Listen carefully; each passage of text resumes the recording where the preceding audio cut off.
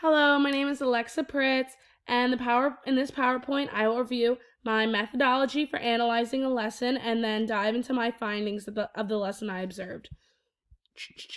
This kind of analysis is useful for educators because analyzing classroom discourse allows the observant teacher to decide which scientific-based learning strategies were most effective in the lesson. The observer is able to decide what is working for the students and what is not, as well as analyze why certain methods are having meaningful impact. Educators can apply the classroom discourse they analyze to their own classroom.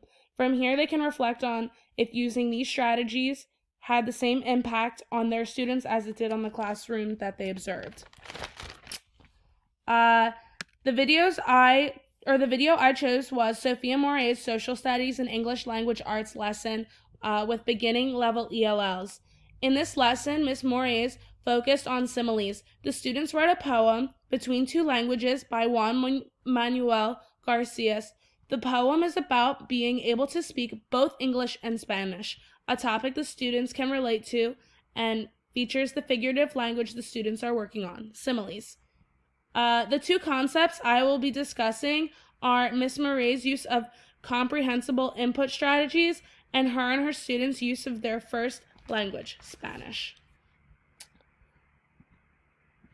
So, my process, I began this analysis by watching the videos without taking any notes in order to get an idea of what the lesson was and the strategies I noticed immediately.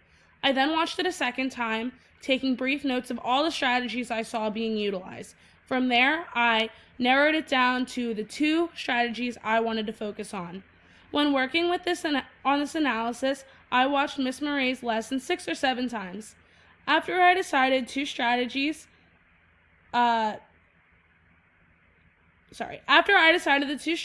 I'm focusing on, I watched the video again. I watched the video once, taking notes on comprehension input strategies, and then I watched it a second time, focusing just on the teacher's use of the student's first language. When taking notes, I wrote down the strategies used and specifically how it was used in the lesson. I specifically looked for what strategy was implemented and how, and then why the teacher chose to implement that strategy at that moment. So, first, comprehensible input strategies. I noticed that Ms. Moray's used the communicative instructional setting in her classroom. So, from Light Brown and Spada's How Languages Are Learned, the book quotes, focusing on meaning, learners will acquire language in a way that is similar to natural acquisition. So, by that,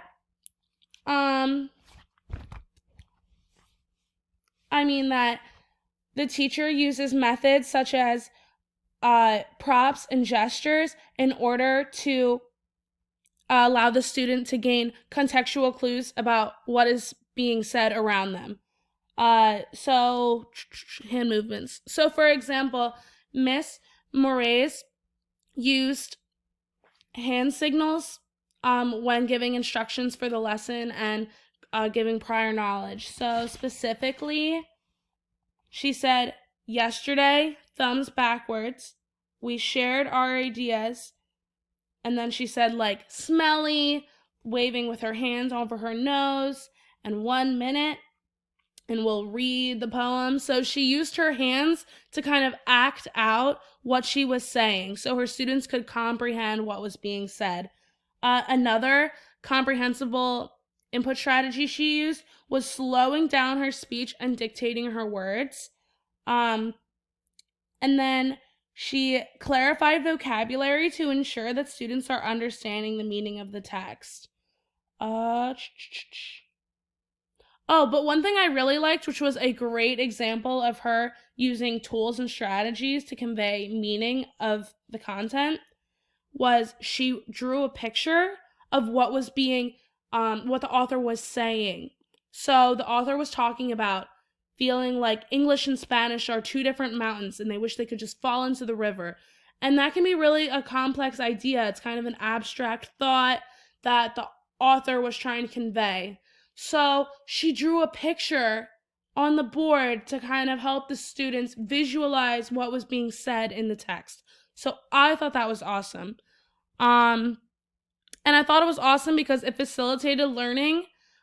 Students were able to understand the meaning of the text despite the language barrier. So they were able to gather what the author was, what he meant with his two mountains and his river because of that picture.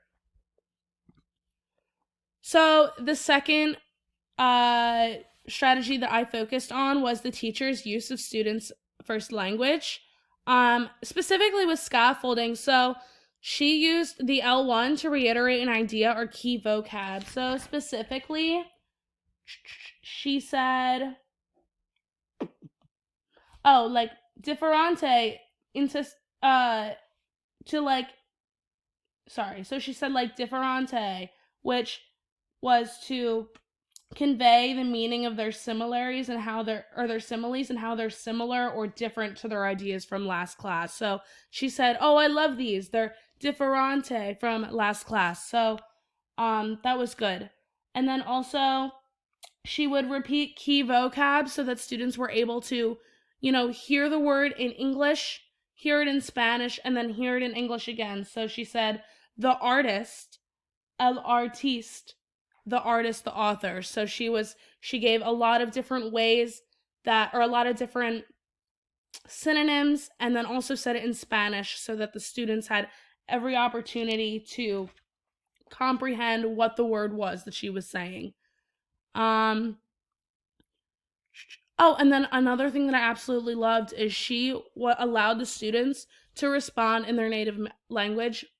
And I thought this was awesome because since all of her students are beginning, most of them and a lot of them may not feel comfortable responding in English yet. So this gave students who weren't comfortable in English yet to respond and be an active member in this discussion. They were able to participate. So I found this to be so effective. The teacher spoke mostly in English, but she was able to clarify meanings and scaffold the ELLs who are not yet speaking English by allowing students to respond in their L1. So they were able to participate and be engaged in the lesson despite the language barrier. Conclusion. This lesson was successful in my opinion. The strategies used allowed ELLs to understand figurative language, similes, as well as analyze the meaning behind the text. So again, the strengths, I loved her use of that picture to help convey the meaning of the poem, to help students visualize what the author was saying. Some weaknesses, we didn't really get to it, but I thought more classroom talk would have been awesome, and she was getting to that. One other weakness is I felt like her questions were very there was only one answer to the questions. I felt she could have used more engaging questions, like open-ended questions that required more of a response. But I also have a feeling she would have gotten to that in part 2. So I was able to see a successful communicative instructional setting where students feel comfortable participating regardless of their English proficiency. And I would use, or how to use a variety. Oh yes, and I also saw different strategies that you can use, actually saw them rather than just reading them. And then how teachers decide which strategies they're going to use and where and why. I thought that was awesome. And then I specifically like the illustrating of the image, like I said. I would love to use that in my future classroom because I feel like it would not only help ELL students, but native speakers as well. So thank you so much.